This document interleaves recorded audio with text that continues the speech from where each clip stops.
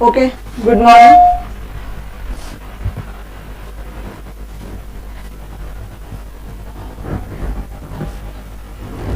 Let me start from introduction. What is programming language? What is programming language?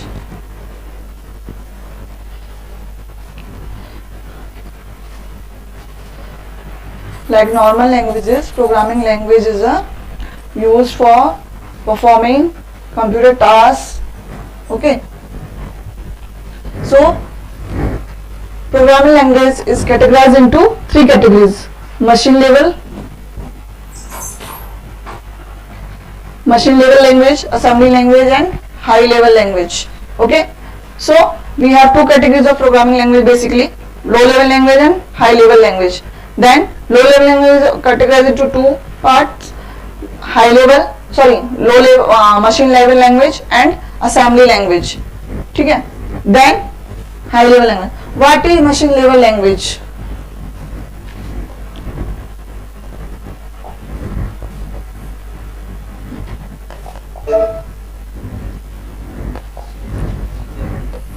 What is machine language? क्या है machine level language?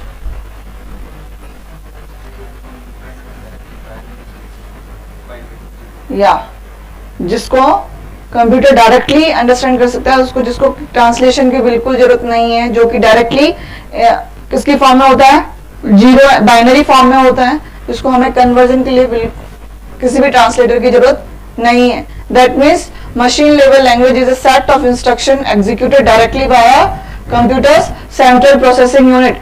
Because machine level language use the क्या use करता है, zero and one, यानी कि binary form. Okay, सो हमें उसको conversion की जरूरत नहीं है, उसको डायरेक्टली जो सीपीयू है वो एग्जीक्यूट करता है. ठीक है. Then machine level language, sorry assembly language. Assembly language, what is assembly language?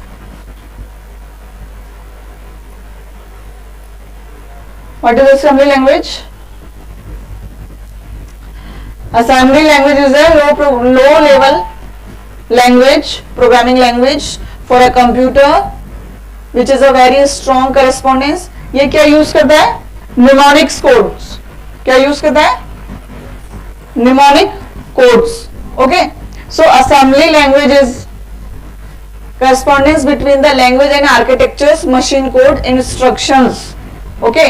Basically जो असेंबली लैंग्वेज है वो आपके निमोनिक कोड्स को कन्वर्ट करती है. जब अगर आपने करा होगा माइक्रो प्रोसेसर में जो प्रोग्रामिंग होती है, अगर आपकी लैब होगी, आपने होती है माइक्रो प्रोसेसर 8085, उसमें जब हम कोडिंग करते हैं तो वो हम असेंबली लैंग्वेज में निमोनिक कोड्स के थ्रू करते हैं. मींस कि आपके निमोनिक कोड्स जो कोड है, कोडिंग दे दी जाती है, उसके बाद हमारा असेंबली लैंग्वेज में हम लोग परफॉर्म करते हैं. So assembly language is converted into executable machine code by utility program referred to as a assembler.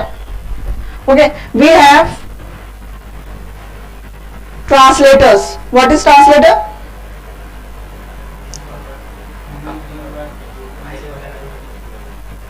Okay, translator is used to convert the high level language to machine level language. For converting the assembly language into a machine level language, we use assembler. Okay, and for high level language we use interpreter and compiler. All of you know na interpreter and compiler. What is the difference between interpreter and compiler?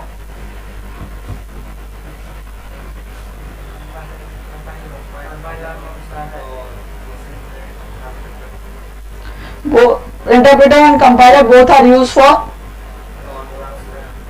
translating the high level language to the low machine language. Okay, in compiler whole program executed in a once and then give the errors. यानी हम पूरा programmes को पूरा programmes है उसको read कर लेता है एंड आफ्टर दैट आपको आउटपुट मिलता है, जबकि इंटरप्रेटर में आपका लाइन बाय लाइन एग्जीक्यूट होता है. ओके, अगर आपका 10 लाइन्स का आपका प्रोग्राम से अगर आपके 5th लाइन में अगर आपके एरर आ गई है इंटरप्रेटर के अंदर, तो वो वहीं स्टॉप हो जाएगा जब तक कि उसकी एरर जो है वो रिजॉल्व नहीं होगी, सॉल्व नहीं होगी। जबकि जब कंपाइलर है वो होल प्रोग्राम को एक साथ एग्जीक्यूट करके एक साथ पूरे प्रोग्राम की जो भी एरर्स है वो आपको प्रोवाइड कराएगा। ठीक है। Then high level language, high level language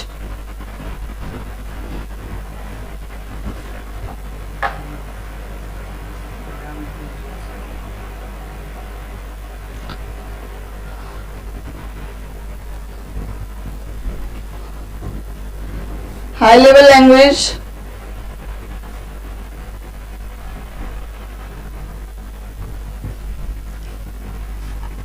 basically high level language is any programming language that enables develop of a program in much simpler programming context and is generally independent of computers hardware architecture.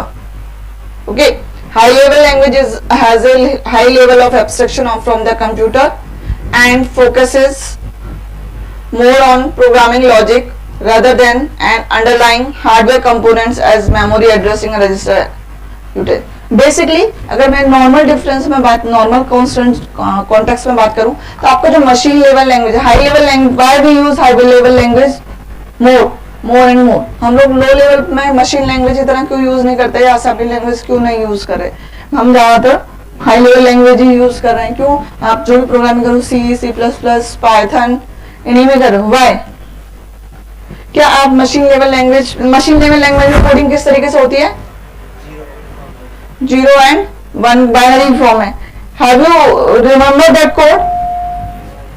If I give you a sum of 2 numbers for programming, have you remember that? No. Why? Because उसकी जो programming है that is very difficult to read and write.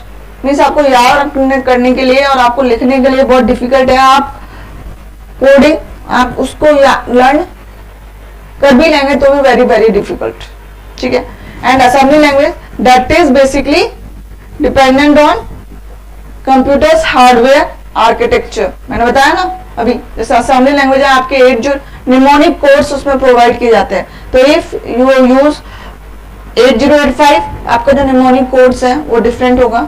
If you use microprocessor 8086 उसके लिए आपका different होगा। ठीक है। So जो असेंबली लैंग्वेज है that is dependent on computer's hardware architecture, है ना। And then high level language is very easy to read and write. Okay, हमें याद रखने के लिए और हमें लिखने के लिए वेरी इजी, बिकॉज जो हाई लेवल लैंग्वेज है वो इस तरीके से आपके इसका जो स्ट्रक्चर है वो इस तरीके से फॉर्मेट किया गया है कि आपको, क्योंकि वो नियर बाय है हमारी ह्यूमन लैंग्वेज के। आप हाई लेवल लैंग्वेज को किस फॉर्म में लिखते हैं? किस फॉर्म में लिखते हैं? आप जो सी का कोड लिखते हैं, सी प्लस प्लस का कोड लिखते हैं, पाइथन का कोड लिखते हैं, किस फॉर्म में लिखते हैं? इंग्लिश नॉर्मल फॉर्म में, right? So that is easy to understand, read and write. Okay. First high level language was designed in 1950s. We have different languages like C, C++, Java, Python. Okay, Fortran, Lisp, Pascal. Here are so many languages. But in these languages we basically we are using C, C++, Java, Python. Okay. After that, the high level languages are broadly categorized into two categories. POP and OOP. Procedure oriented programming language and object oriented programming language. We have already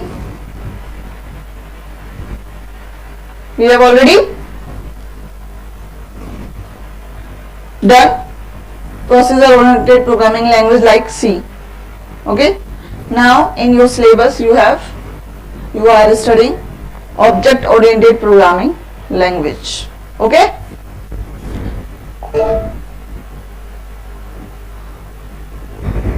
Okay.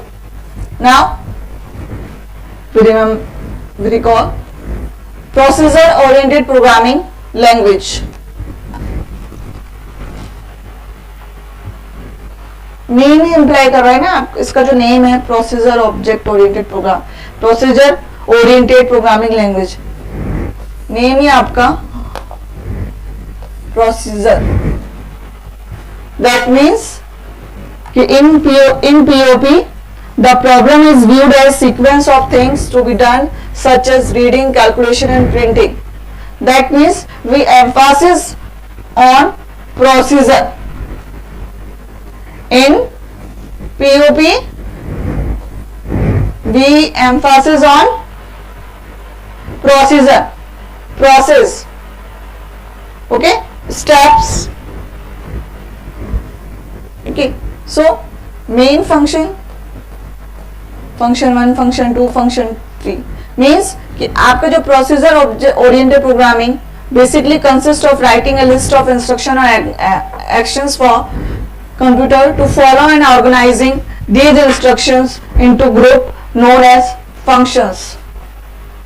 Okay, that means जो हमारा जो procedure oriented programming language है उसमें basically हम जो हमारा जो एम्फासिस रहता है, मीन्स जो हमारा ज्यादा स्ट्रेस रहता है वो किस पर रहता है, फॉर लिस्ट ऑफ इंस्ट्रक्शंस पे, कि हम क्या परफॉर्म कर रहे हैं, किस प्रोसेस को फॉलो कर रहे हैं, प्रोसीजर क्या रहेगा हमारा, हमारे स्टेप्स क्या रहेंगे उस प्रॉब्लम को सॉल्व आउट करने की. बेसिकली जो हमारा एम्फासिस रहता है वो हमारा एल्गोरिथम पे रहता है. ठीक है, सो हमारे कैरेक्टरिस्टिक्स क्या क्या है प्रोसीजर ओरिएंटेड प्रोग्रामिंग लैंग्वेज के. First, Mphasis is on doing things और एल्गोरिथम मीन्स बेसिकली जो हमारा ज्यादातर स्ट्रेस रहता है, मीन्स हम जो ज्यादातर मतलब जो इसमें प्रोग्रामिंग करते हैं वो बेसिकली बेस्ड ऑन फंक्शंस करते हैं. जो फंक्शंस में basically Mphasis is doing on doing things, means हम क्या कर रहे हैं, प्रोसीजर क्या फॉलो कर रहे हैं, हमारा बेसिकली जो मेन स्ट्रेस रहेगा वो उस पर रहेगा. Second, large programs are divided into small programs known as functions. You already known about function.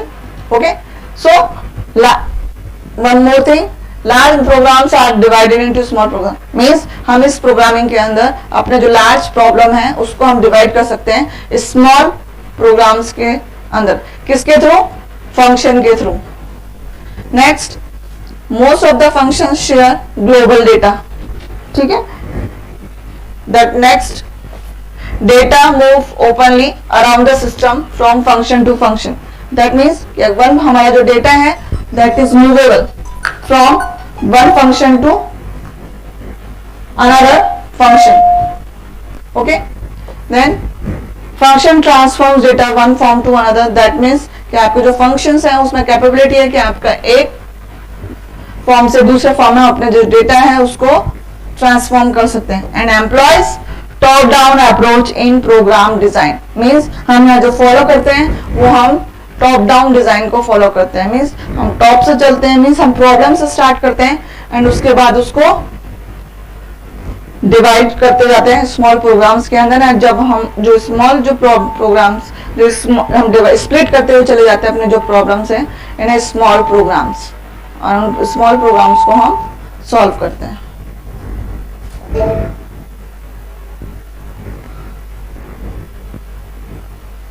Now object oriented programming.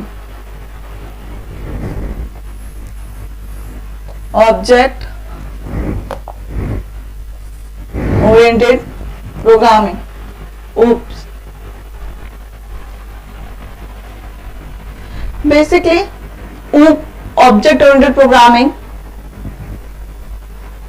is all about the creating the objects. अगर मैं सिंपल टर्म में बात करूं तो जो ऑब्जेक्ट ओरिएंटेड प्रोग्रामिंग है is all about creating the objects. Here, first of all, we read this definition.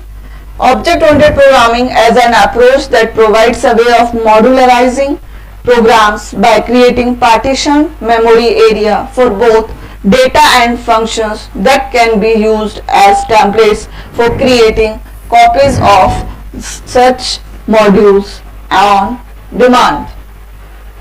Means कि आपके जो OOP है मीन्स ऑब्जेक्ट ओरिएंटेड जो प्रोग्रामिंग लैंग्वेज है उसके अंदर हम प्रोवाइड करवाते हैं modularizing programs with the help of object. मैंने जैसा कि बताया अभी आपको कि जो ऑब्जेक्ट ओरिएंटेड प्रोग्रामिंग है वो बेसिकली क्या है, अगर हम सिंपल टर्म में बात करें, is all about the creating the object. और ऑब्जेक्ट क्या है आपका,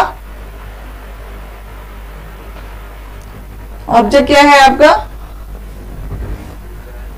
combination of data and function.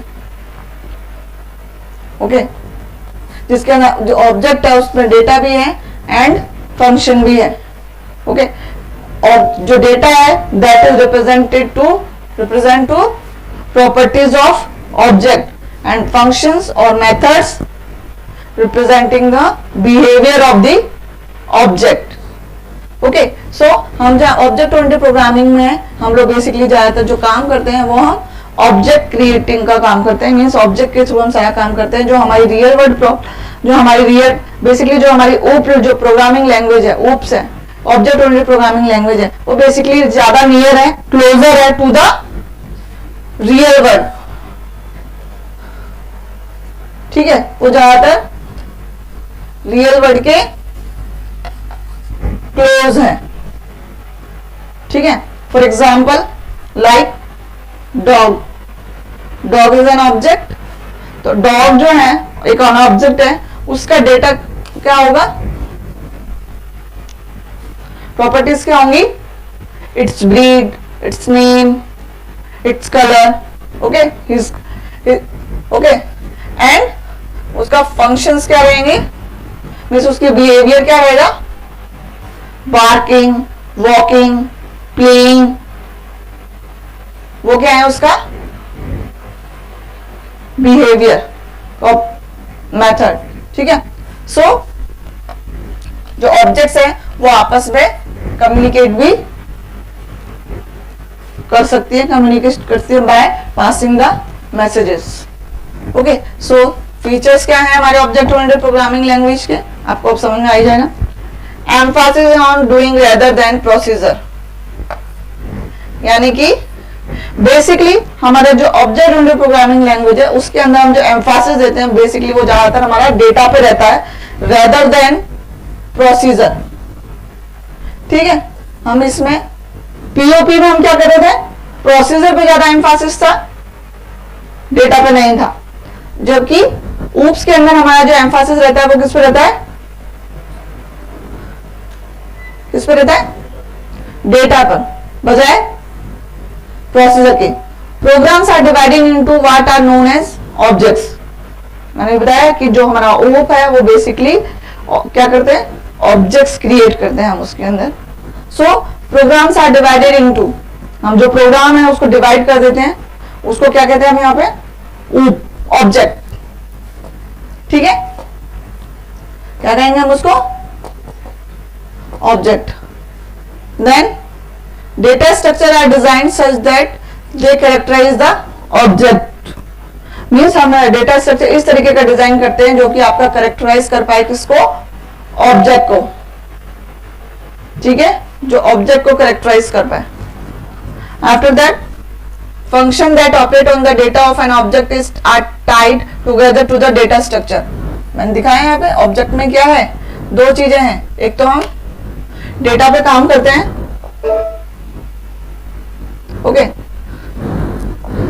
एक तो हम डेटा पे काम करते हैं और एक हम फंक्शन यूज करते हैं। बेसिकली ऑब्जेक्ट के अंदर दो चीजें हैं, डेटा एंड फंक्शन। सो जो फंक्शंस हैं वो हम ऑपरेट करते हैं जो डेटा के साथ, जो डेटा यूज करके जो हम फंक्शन ऑपरेट करते हैं वो बेसिकली किसके साथ टाइड रहता है आपका, वो आपस में एक दूसरे से बंधे हुए रहते हैं, क्योंकि जो डेटा है उसको यूज करेंगे फॉर फंक्शंस, एंड जो ये फंक्शन जो ऑपरेट कर रहे हैं डेटा के ऊपर वो आपस में बने हुए हैं in the data structure.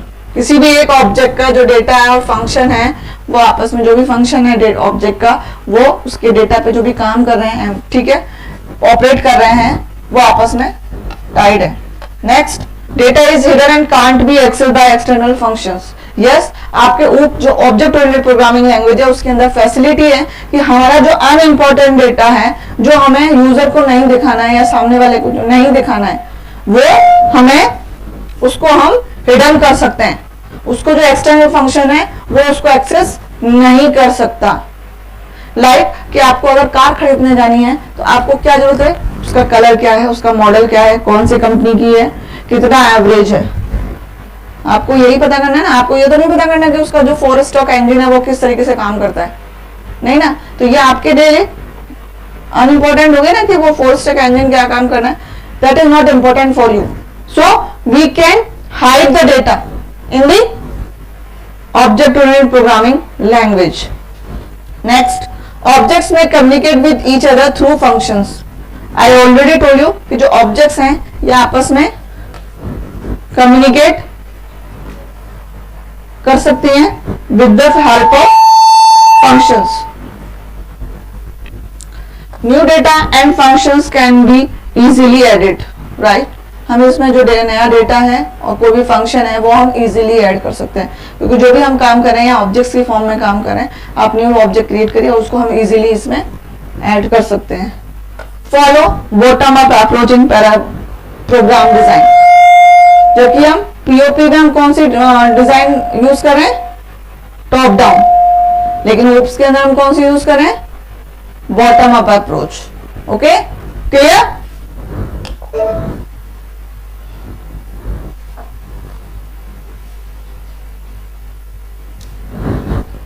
Now comes to basic concepts of object oriented programming.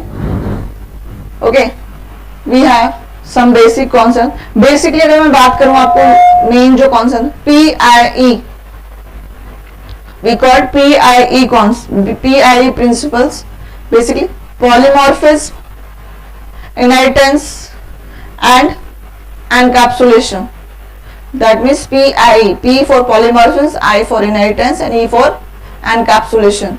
That is PIE principle. ये basically 3 pillars हैं, इसके 3 principles हैं. Now basic concepts of object. First, object classes, data abstraction and encapsulation, inheritance, polymorphism, dynamic binding and message passing. Okay, जो first is object. What is object? वैसे तो मैं अभी बता चुकी हूँ आपको थोड़ी देर पहले कि what is object. Now again, object. What is object?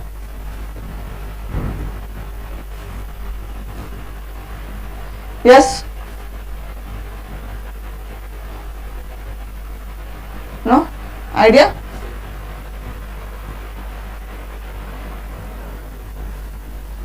Objects are the basic run entities in an object-oriented system. They may represent a person, place, bank account, a table of data, or any item that the program must handle. That means जो object है वो एक run time entity है आपकी object क्या है, एक run time entity है। वो आपके कुछ भी हो सकती है, like student, like employee, like a bank account, okay, like कोई भी टेबल और डेटा जिसको भी प्रोग्राम को हैंडल करना है, that is one object. Okay, for example एक student data, that is an object. Employ, मैं employ, that is an object. Okay, यहाँ पे एक एग्जाम्पल दिया हुआ भी है स्टूडेंट का. ऑब्जेक्ट क्या हो गया? स्टूडेंट. ऑब्जेक्ट का डेटा क्या हो गया? आपका नाम, आपकी क्लास, आप ब्रांच, आपका क्या नाम, आपका क्या, आपका एड्रेस, आपका कॉन्टेक्ट नंबर, आपके मार्क्स, ये क्या है? आपके डेटा है. That is data. मैं भी डेटा फंक्शन की बात कर रही थी ना, डेटा फंक्शन. तो क्या है ये है data. Student is an object. Data is your name, your branch, your roll number, okay, your address, your marks, that is N data. Function function क्या हुआ है? अगर आपको मार्क्स का एवरेज कैलकुलेट करना है या आपको मार्क्स का सम करना है तो average, sum, percentage, that is functions. या आपको आपका जो डेटा वो एंटर करवाना है या डिस्प्ले कराना है, gate data, put data, that is function. जो हम उस डेटा के ऊपर जो ऑपरेशन परफॉर्म कर रहे हैं, दैट इज फंक्शन। जो ऊपर हमने जो डेटा डिक्लेयर किया है, यहाँ पे ये जो डेटा डिक्लेयर किया है, इस डेटा पे जो हम फंक्शन डिक्लेयर कर रहे हैं, ठीक है, यहाँ जो हम डिक्लेयर कर रहे हैं डेटा, उस पे जो हम ऑपरेशंस परफॉर्म करेंगे, जो हम ऑपरेट करेंगे उस डेटा को with the help of data, ये फंक्शंस ऑपरेट करेंगे with this help of data, that is function. यानी क्या काम आएगा? टोटल। टोटल किससे होगा? जो मार्क्स होंगे, एवरेज जो सम आएगा, डिस्प्ले यानी कि जो हमने किया है, जो हमने एंटर करवाया है data, name, date of birth, marks, और जो हमने एवरेज कैलकुलेट किया है, टोटल कैलकुलेट किया है, इनको डिस्प्ले कराना, उसको डिस्प्ले तो कराना पड़ेगा ना, तो that is function. Okay, so this is an object. Okay, the fundamental idea behind object-oriented approach is to combine data and function into a single unit. These units are called an objects. ठीक है? Okay. The term objects means a combination of data and program that represents some real world identity. मैंने पहले बताया कि जो आपकी object oriented जो programming है, जो OOP है, वो बेसिकली किसके ज्यादा नियर है? रियल वर्ल्ड प्रॉब्लम्स के ज्यादा नियर है। बिकॉज जो हम प्रॉब्लम सॉल्व कर रहे हैं वो हम रियल वर्ल्ड एंटिटी के क्लोज में जाके, फॉर एग्जांपल स्टूडेंट आप, तो हम ऑब्जेक्ट क्रिएट कर रहे हैं वहां OOPS के अंदर। ठीक है, ओके, समझ क्लियर? ऑब्जेक्ट समझ में आया? कोई डाउट? ऑब्जेक्ट समझ में आया? Now okay, now class. What is class? A group of objects that share common properties of data part and some program part is collectively known as class. Means a group of objects and ठीक है, जिसमें हम combine करते हैं data and functions को, ठीक है, that collectively is called as class. वो क्लास है। ठीक है, क्लास के अंदर ही हम लोग आपके क्या डिफाइन करते हैं? डेटा को डिफाइन करते हैं, किसी भी ऑब्जेक्ट के, उसमें क्या क्या फंक्शंस हम परफॉर्म करेंगे वो हम डिफाइन करते हैं। लाइक जैसे स्टूडेंट था ये, तो हम क्लास में ही, अभी मैं कोडिंग नहीं बता रही हूँ, पर क्लास में ही ये जो बेसिकली जो ऑब्जेक्ट जो डेटा है, इसको डिक्लेयर करेंगे क्लास के अंदर ही। क्लास के अंदर ही हम इनकी जो डेफिनेशन है फंक्शन की, वो प्रोवाइड कराएंगे। So combine the data and function. So a group of object that share common properties for data part and some program part collectively known as class. Okay, so in C++, a class is a new data type that contains member variables and member functions that operate on the variables. Right? तो हम जो C++ है उसके अंदर हम लोग क्या करते हैं? क्लास क्रिएट करते हैं। क्लास कैसे क्रिएट करते हैं?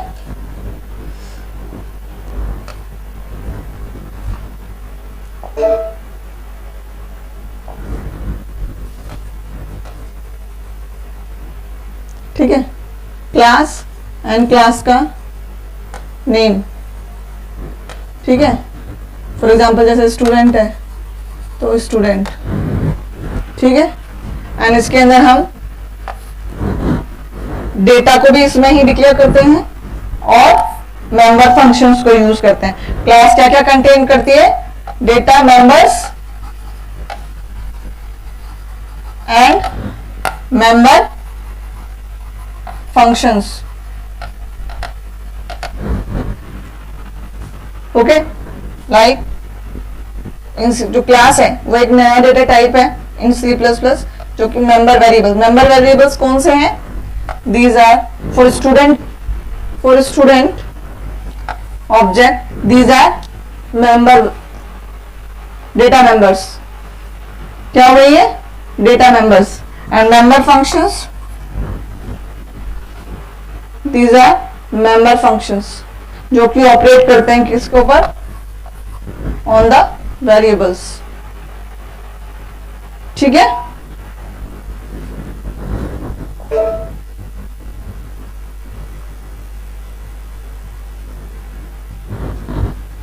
Okay, now data abstraction.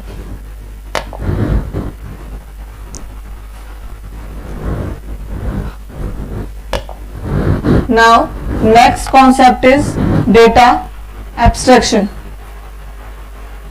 What is data abstraction?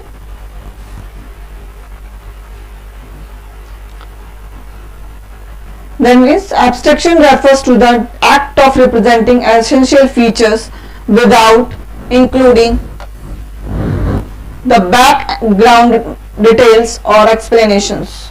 Classes use the concept of abstraction and are defined as size, width and cost and functions to operate the attributes. अगर मैं इसको simple term में बात करूं तो जो abstraction है वो क्या करता है, आपका जो आपकी जो डिटेल्स हैं, जो एसेंशियल फीचर्स हैं उनको रिप्रेजेंट करता है.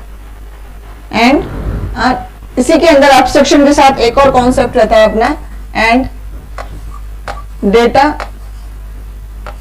क्या है इसमें, डेटा हाइडिंग.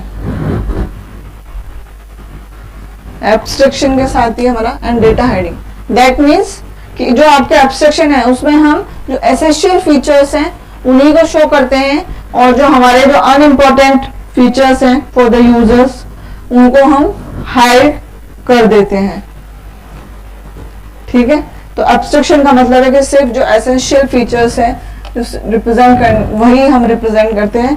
और डेटा हाइडिंग का मतलब है कि आपका जो डेटा है जो उसमें अनइम्पोर्टेंट डिटेल्स है फॉर द यूजर्स उनको हाइड कर देना, इम्प्लीमेंटेशन पार्ट को हाइड कर देना. जैसे कि मैंने अभी एग्जांपल भी दिया था कि अगर आपकी कार है, आप कार लेने जाते हैं या बाइक लेने जाते हैं तो आपके उसको मॉडल, एवरेज, आप उसका कलर, कौन से कंपनी का, आप ये सब देखेंगे कि कितना एवरेज है, कितनी स्पीड है. ठीक है. ये आप चेक करेंगे, ना कि ये चेक करेंगे कि उसका जो फोर स्ट्रोक इंजन है वो कैसे काम कर रहा है या इसमें जो फ्यूल है वो कैसे फ्लो हो रहा है. आप इसको नहीं करेंगे. तो दैट इज अनइम्पोर्टेंट डिटेल. तो आपको जो आपको शो करेगा वो क्या करेगा, सिर्फ जो एसेंशियल फीचर्स हैं आपके उसी को शो करेगा ना. वहां पे जो भी आपका डीलर होगा वो आपको सिर्फ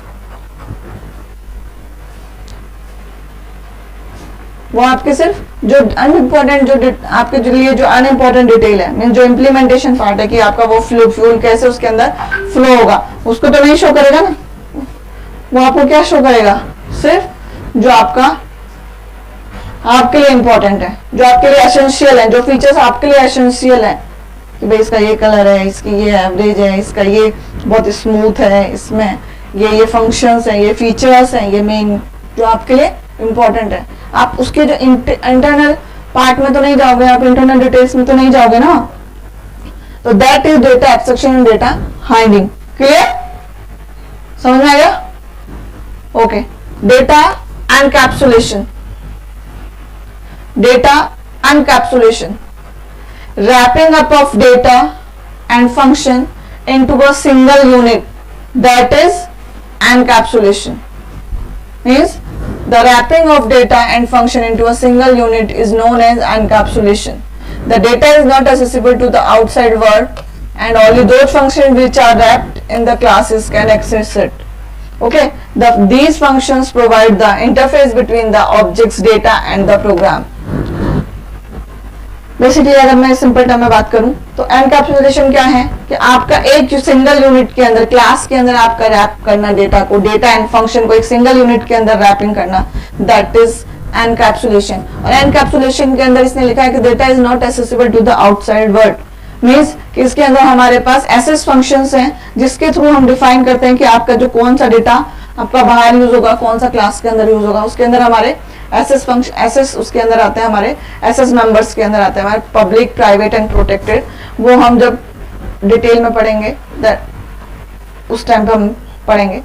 ठीक है. So encapsulation means wrapping up of data into जब मैं दिखाया था ना कि क्लास के अंदर आपका data member and member functions काम करते हैं, तो that is a wrapping up of data and function into a single unit, that is called encapsulation. Next, inheritance. What is inheritance?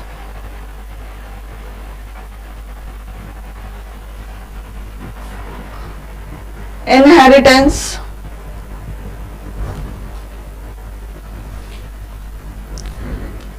Inheritance एक इसका सबसे स्ट्रॉन्ग फीचर है. मींस आपका इसमें, इसकी डेफिनेशन बताने से पहले बता देती, रीयूजेबिलिटी के काम में आता है. क्या है इनहेरिटेंस की definition?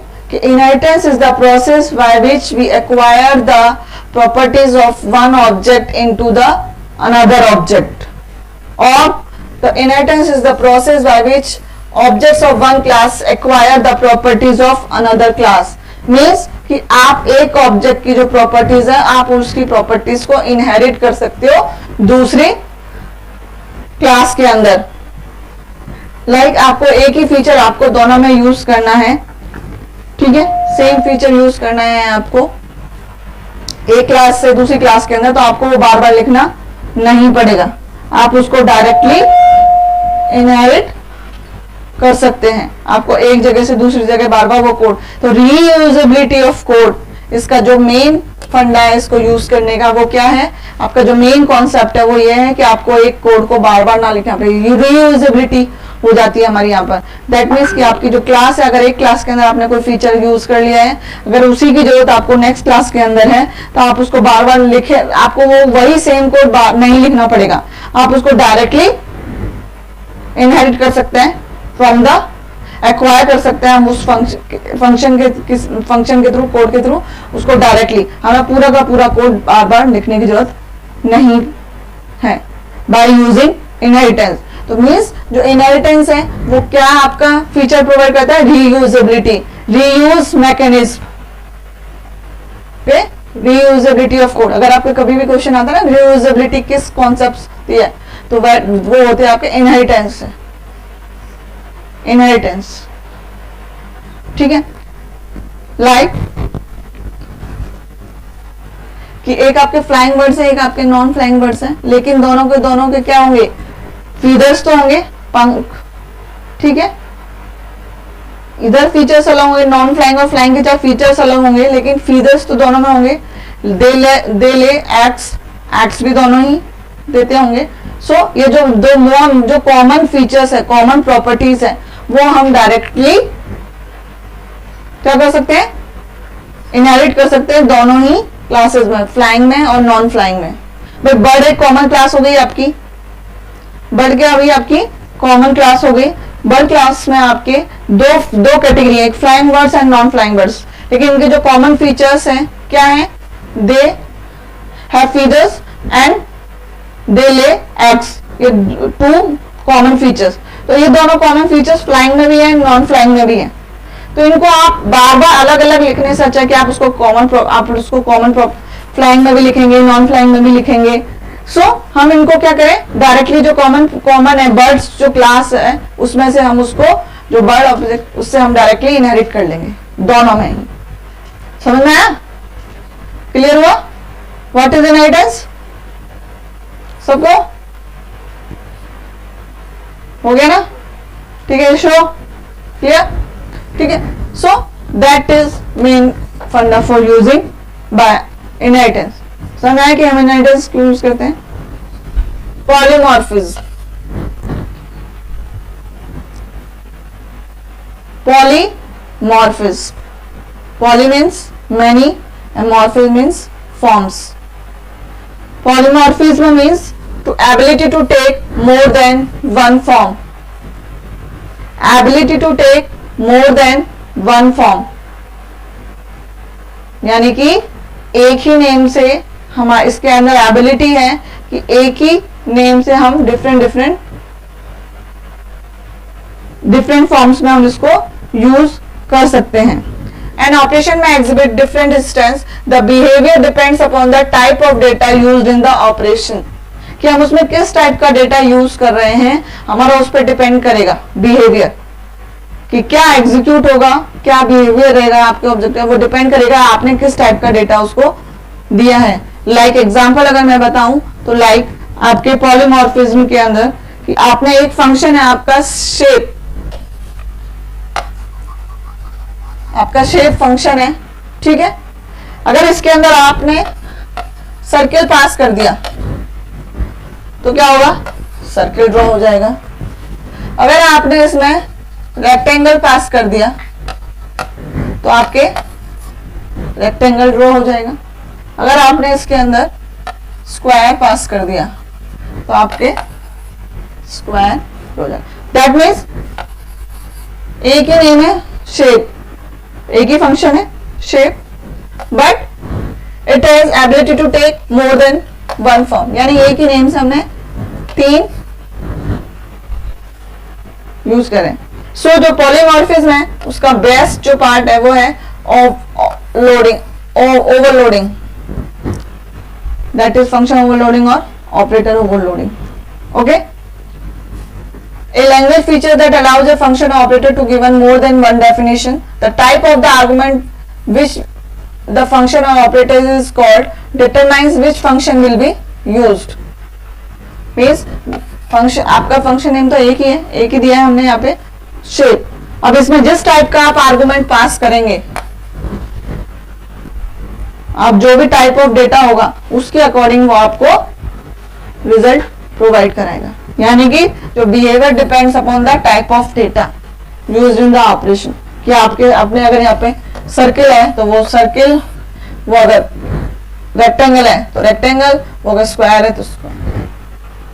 That is depend on type of data, ठीक है। इसका एक और एग्जांपल है ऑपरेटर ओवरलोडिंग से।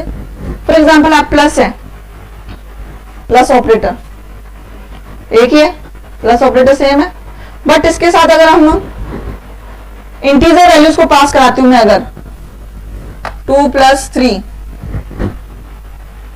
इंटीजर वैल्यूज को पास कराती हूं तो क्या रिजल्ट आएगा, 5।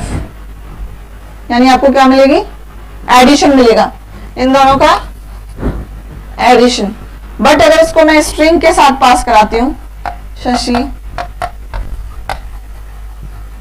शर्मा, अगर मैं इनको स्ट्रिंग के साथ पास कराती हूं तो क्या होगा, ये इन दोनों को कॉन्कैटिनेट कर देगा। शशि शर्मा क्या कर देगा, कॉन्कैटिनेट, ऐड जोड़ देगा, ठीक है, मींस मर्ज कर देगा, ठीक है, concatenate. So if I pass addition between plus operator किसके बीच में, अगर इंटीजर वैल्यूज के बीच में अगर मैं पास करती हूँ, देती हूँ, तो क्या होगा, एडिशन होगा, आपको एक एडिशन मिलेगा। लेकिन अगर मैं यही प्लस ऑपरेटर 2 स्ट्रिंग के बीच में यूज करती हूँ तो वो आपके जो स्ट्रिंग्स हैं उनको कॉन्कैटिनेट कर देगा। तो this is an example of overloading, operator overloading. It is unable to express the operation of addition by single operator, say plus. When this is possible, use the expression express y to denote the sum of x and y for many different types of x and y, integers, float, complex number. You can even define the plus operator for 2 strings to mean the concatenation of the strings. That means कि आप जिस type का data उस operation के साथ देंगे, operator के साथ देंगे, उस तरीके का आपको रिजल्ट मिल जाएगा। नेम तो सेम है but different arguments and different data है। अगर आप एक ही सेम फंक्शन के साथ ऐड के साथ, फॉर एग्जांपल ऐड एक फंक्शन है, इसके साथ अगर आप 2 इंटीजर वैल्यू पास कराते हैं तो आपको इंटीजर टाइप की वैल्यू मिल जाएगी। अगर आप इसके साथ फ्लोट टाइप की वैल्यू पास कराते हैं तो आपको फ्लोट टाइप की वैल्यू मिलेगी। मतलब ऑल डिपेंड्स अपॉन दैट कि आप क्या आप उसका जो बिहेवियर है फंक्शन का वो डिपेंड करेगा कि आप किस टाइप का डेटा उसको दे रहे हैं, ठीक है। तो this is polymorphism. Basic definition of polymorphism, ability to take more than one form, more than one form, यानी उसमें एबिलिटी है कि वो एक से ज्यादा फॉर्म्स को। अब जो पॉलीमॉर्फिज्म है ये आपके 2 टाइप्स में है। कौन कौन से, एक है आपका कंपाइल टाइम और एक है आपका रन टाइम। एक है आपका कंपाइल टाइम, एक है आपका रन टाइम। जो ऑपरेटर ओवरलोडिंग और जो फंक्शन ओवरलोडिंग है that is part of compile time, and virtual function जो है वो that is part of run time. ठीक है, सो क्लियर, कॉन्सेप्ट समझ में आए? Any doubt? अभी तक जो भी आपने पढ़ा उसमें कोई भी डाउट हो तो प्लीज आस्क मी।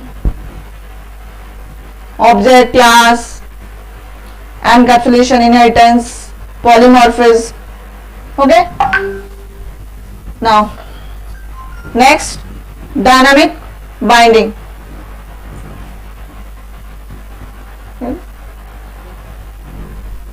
कितना टाइम का टाइम हो गया क्या? और कर लो चाहे आपकी इच्छा है। डायनामिक बाइंडिंग, बाइंडिंग हमारी दो तरीके से होती है, एक होती है स्टैटिक बाइंडिंग और एक होती है हमारी डायनामिक बाइंडिंग। वो जो है वो आपका डायनामिक बाइंडिंग का एक फीचर्स ऐड किया है, dynamic binding. Binding refers to the linking of procedure call to the code to the execute in the response to the call. Binding का मीन्स, अगर मैं हिंदी लैंग्वेज में बात करूं तो बांधना, लिंकिंग। बाइंडिंग का अगर अपन समझ में आता ना, बाइंड कर रहे हैं हम इसको, तो बाइंडिंग का मतलब बांधना, लिंकिंग। समझ में आ रहा है? तो binding refers to the linking of procedure code to the code to be to the executed in response to the code, यानी प्रोसीजर कोड को, जो कोड का प्रोसीजर कॉल है उसको एग्जीक्यूटेड जो रेस्पॉन्स है उसके साथ लिंकिंग करना। Dynamic binding means the code associated with the given procedure call is not known until the time of call at the runtime. It is associated with polymorphic reference depends upon the dynamic type of the reference. Means कि आपका जो हम जो binding कर रहे हैं, जो linking कर रहे हैं, अगर वो लिंकिंग रन टाइम पर होती है, मीन्स एग्जीक्यूशन टाइम पे होती है, जब हमारा एग्जीक्यूट होता है कोड, उस टाइम पे हमारी जो लिंकिंग हो रही है that is dynamic binding. Okay, एक होती है कंपाइल टाइम पे, ठीक है, तो वो होती है हमारी स्टैटिक बाइंडिंग, कि हम प्रोग्राम पहले ही जो लिंकिंग है उसको दे रहे हैं। लेकिन डायनामिक बाइंडिंग दैट मीन्स कि आपका जो बाइंडिंग है, जो लिंकिंग है, वो कब हो रही है? रन टाइम पर, एग्जीक्यूशन टाइम पर, दैट इज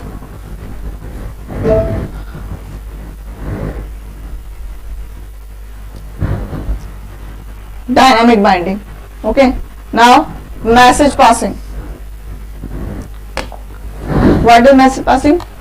मैंने जैसे बताया था कि जो ऑब्जेक्ट्स हैं वो आपस में कम्युनिकेट कर सकती हैं, तो आपस में वो कम्युनिकेट किसके थ्रू करेंगे?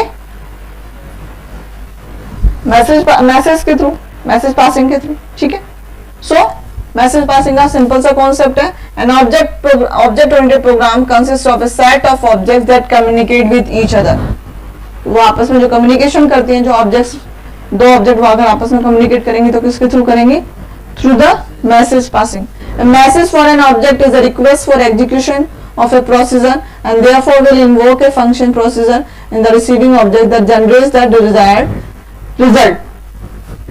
Message passing involves specifying the name of object, ठीक है, name of the function मतलब means message and information to be sent. Means object जब मैसेज पास करते तो उसमें क्या क्या इंफॉर्मेशन रहेगी? नेम ऑफ ऑब्जेक्ट, ठीक है, क्या फंक्शन है वो, मतलब क्या मैसेज है वो, and information to be send. This is an example, means employee dot salary name, this is message, so that means employee object salary name, that is message and information, कि क्या information हमें उसमें देनी, ठीक है। तो दिस इज मैसेज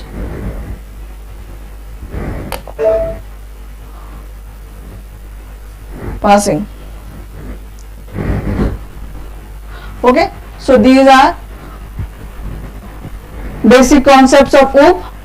क्या क्या पढ़े हमने? Class, object, encapsulation, inheritance, polymorphism, dynamic binding and message passing. Okay, सबको क्लियर? Any doubt? अगर किसी को कुछ भी पूछना है तो अभी पूछ सकता है।